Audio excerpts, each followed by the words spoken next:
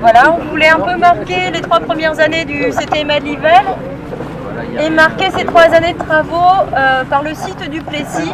Donc après on ira voir les travaux de la Fédération de pêche parce qu'eux aussi sont maîtres d'ouvrage sur le CTMA de Nivelles. Voilà. Décrire un peu pourquoi le CTMA. Mais voilà, donc ici c'était un site un peu particulier parce qu'on pouvait remettre en eau d'anciens méandres qui ont été comblés au moment du remembrement. Donc voilà, et grâce aux exploitants et aux propriétaires qui devront être présents, je pense qu'ils vont arriver. Voilà, on a pu faire ces travaux, donc voilà. Le CTMA, c'est quoi? C'est un contrat territorial milieu aquatique, donc volet milieu aquatique. C'est un outil de travail qui nous permet de répondre aux objectifs de la directive cadre européenne qui nous demande d'atteindre le bon état physique et chimique de l'eau, mais aussi l'état physique du cours d'eau. Et l'état physique du cours d'eau, c'est pour permettre de retrouver une vie piscicole, une faune et une flore piscicole. Donc voilà, et ça c'est en réhabilitant la rivière. Donc on a plusieurs façons de réhabiliter la rivière. Donc on intervient sur le lit en lui-même de la rivière, sur les ouvrages qui sont sur la rivière, et on travaille aussi sur les abords de la rivière. Donc la ripiscive entre autres, donc on entretient, on restaure la ripiscive, mais quand on peut, on reconnecte le cours d'eau à sa zone humide, à sa nappe phréatique. Donc quand on a un cas de reméandrage ici, de renaturation, ce qu'on appelle la renaturation, donc c'est la remise en eau du cours d'eau dans son fond de vallée, je dirais que c'est potentiellement ce qu'il y a de mieux pour le cours d'eau. On le reconnecte vraiment avec sa nappe. Il y a une autre méthode, c'est de recharger le cours d'eau. Donc c'est quand on apporte du granulat dans le cours d'eau. Et là aussi, c'est un moyen de recharger la nappe du cours d'eau en période hivernale. Et l'avantage de recharger le cours d'eau en période hivernale, c'est de permettre de retrouver des cours d'eau qui tombent un peu moins à sec l'été. Et malheureusement, ça fait au moins 3 années successives où on peut travailler dans les rivières au-delà du 31 octobre. Je rappelle, on a une période d'intervention dans les cours d'eau, c'est du 1er avril au 31 octobre. Et grâce à la DDTM qui nous permet des dérogations quand on les demande, voilà. En 2015, on a pu travailler jusqu'au 15 novembre. L'année dernière jusqu'au 19 novembre et cette année on a pu travailler dans les rivières jusqu'au 21 novembre. Donc voilà, vous êtes tous conscients des niveaux d'eau cette année. Donc voilà, et ça donne en plus un challenge supplémentaire pour nous, c'est de retrouver des zones comme ça où potentiellement on peut remettre les cours d'eau dans leur fond de vallée. Et je dirais ici c'était en prairie, une prairie permanente, une zone de bas-fond. Voilà, on avait la chance, on avait affaire qu'à un seul propriétaire, Monsieur Hoquet, et des exploitants qui nous ont ouvert la porte pour qu'on puisse faire les travaux chez eux. Donc les exploitants, c'est Cyril et Lionel Huré, donc Cyril Le Gandin et Lionel Huré. Malheureusement, ils m'ont appelé, ils ont un gros souci de vélage, donc ils attendent les vétérinaires. Donc le papa va venir, donc on va l'attendre. Moi je suis là. Donc voilà, il est là. Il est là. Ah. Donc depuis 1996, le Grand Bassin de l'Oust, anciennement Association Yvalivette, travaillait déjà sur la problématique de l'eau, donc sur la qualité chimique de l'eau, sur les paramètres nitrate et phosphore, et également les pesticides. Bon, la directive cadre européenne nous a rappelé quand même qu'il fallait travailler sur la morphologie des cours d'eau, et c'est pour ça qu'on a lancé une étude sur l'Yvel en 2010. Voilà.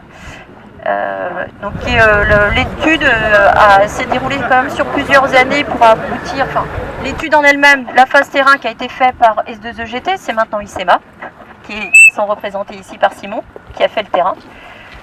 Voilà. Donc on a mis du temps à faire un programme parce qu'au départ, le Grand Bassin de l'Oust n'avait pas les capacités financières à assurer un programme complet. Si on voulait réhabiliter toute la rivière, c'était 9 millions d'euros. Donc voilà, on a proposé 3 scénarios. On a choisi un scénario adapté aux capacités financières de la structure, mais aussi grâce au soutien du monde de la pêche, donc de la Fédération de pêche départementale du Morbihan et des APPMA. Donc les 3 il y a 4 APPMA sur le territoire. Il y a la Blette Fleur Melès, il y a le Brochet Poronel, la truite du Port-Ouette et puis celle de Merdrignac. Donc voilà, c'est un programme conséquent, ça peut faire ouvrir, écarquiller les yeux. Il y en a pour 2,5 millions environ sur 5 ans. Donc un peu plus de 376 000 € pour la fédération de pêche. Mais l'enjeu est conséquent sur le bassin de Livelle. C'est un réseau hydrographique qui a été vraiment bousculé au moment du remembrement. Beaucoup de cours d'eau recalibrés, reprofilés au droit, des fois décalés en bord de parcelle, donc perchés. Voilà, donc c'était un gros challenge. On appelle ça nous des masses d'eau qui sont classées en mauvais état. Et l'objectif de la DCE, c'était un bon état pour 2015. C'est dire pour Livelle, ça a été reporté pour 2021 et 2027. Donc on a encore quelques années de travail devant nous. Voilà. Ce travail de reconquête, donc ça se transforme par des travaux, donc sur la rivière. Je dirais les travaux, je les dois. Enfin, si on arrive à faire des travaux, c'est que je dois d'abord aux agriculteurs. Je suis désolée, je parlerai d'abord en remerciant les agriculteurs, parce que sans leur accord, je peux rien faire. Donc voilà, on n'exproprie pas les gens, on travaille sur du terrain privé. Donc sans leur accord, je ne peux pas travailler. Sans l'accord des propriétaires, je ne peux pas travailler non plus. Donc voilà, la première clé, elle est là. C'est dès qu'on a les accords, on peut travailler. Et j'arrive à travailler grâce au soutien financier aussi de nos financeurs. Donc je les cite rapidement. L'agence de l'eau, les conseils départementaux, parce qu'ici on est sur 3 départements. On est sur l'Ille-et-Vilaine, les Côtes-d'Armor et le Morbihan. Et les conseils départementaux. La région également. Et les communautés de communes. Alors c'est une spécificité au départ sur le bassin d'Yvel. Ça a suivi pour d'autres territoires après du bassin versant de l'Oust. C'est la participation des communautés de communes. Et on a eu la chance d'avoir ça. Je dirais c'est grâce à une personne malheureusement qui n'est plus là, c'est Étienne Lameule. Donc voilà, qui était président à l'époque de la Bled Pleur-Melaise et qui tenait énormément à la rivière de Livelle et qui a œuvré aussi sur la rivière de Livelle. Et qui se disait faut qu'on se donne les moyens pour arriver à faire quelque chose et surtout pour la prise d'eau du lac Auduc. La prise d'eau du lac Auduc, c'est un bassin d'alimentation en eau potable, donc on a plusieurs enjeux. En plus on a l'enjeu eau potable. Donc voilà, on a eu des finances, donc la pêche aussi a amené ses moyens. Donc après il a fallu des entreprises aussi pour faire les travaux. On a commencé. Alors le CTMA c'est 5 ans, c'est 2015-2019. On a fait un premier marché pluriannuel de 3 ans qui a couru de 2015 et qui courra jusqu'en août 2018. Donc voilà. Alors on a divisé les travaux en 3 natures de travaux. Donc les travaux liminaires, donc c'est vraiment intervenir sur le lit de la rivière. Un compartiment continuité, donc là on travaille sur l'ensemble des ouvrages qui sont sur le cours de la rivière, donc qui empêchent l'eau de circuler librement, pas que l'eau, aussi les poissons, les invertébrés. Donc là c'est tout ce qui est continuité, c'est par exemple des suppressions de buses, c'est des calages de buses, en aménagement des rampes d'enrochement, des suppressions de seuil, donc voilà. Et également sur le compartiment berge et ripiscive. Et ce compartiment-là, il est important parce qu'il est aussi tout de suite visuel.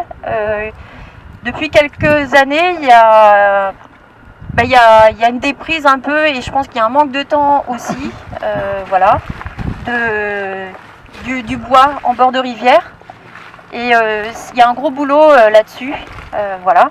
Et on ne fait pas que entretenir la végétation au bord de la rivière, on fait également des fermetures d'abreuvement, parce que normalement les animaux ne peuvent plus s'abreuver au cours d'eau. Et du coup on propose des abreuvoirs aux agriculteurs, donc soit des bacs ou des pompes. Donc voilà, donc les entreprises qui ont bien voulu faire le travail sur Livelle, donc c'est d'abord, et qui sont représentées ici. Donc il y a Calou TP Aqua Environnement, plutôt, qui est représenté ici par Pascal. Qui avec Ocre, qui est basé à Mont. Pascal, lui, est basé à Saint-Nolf. Donc eux, ils ont été retenus pour le marché liminaire et continuité. Et l'entreprise Rebichon, qui est à Plumergat, qui nous a fait les travaux en berge et ripiscive. Donc voilà, grosso modo. J'ai peut-être oublié des choses, mais bon, je pense que c'est à peu près résumé. Donc voilà, on voulait marquer ces 3 années de travaux par ce site. d'ici, on peut voir le nouveau tracé qu'on a réalisé et l'ancien tracé qu'on ne voit plus, mais qui était marqué, on ne voit plus, il a dû tomber cette nuit parce qu'il était marqué au blanc. Voilà. Rapidement, on avait un cours d'eau qui a été travaillé au moment du remembrement. Là, on a travaillé sur une portion de 190 mètres, enfin 200 mètres à peine. Donc voilà, une portion rectiligne. Le bureau d'études avait constaté que c'était un cours d'eau qui était colmaté, donc avec des eaux très lentes. Donc c'était nappé de nénuphar. Donc voilà. Le problème de ces zones-là, ce sont des zones où l'eau se réchauffe, le taux d'oxygène diminue. Donc voilà, on peut avoir des mortalités de poissons, mais aussi c'est des zones à eutrophisation. Donc là, il fallait intervenir.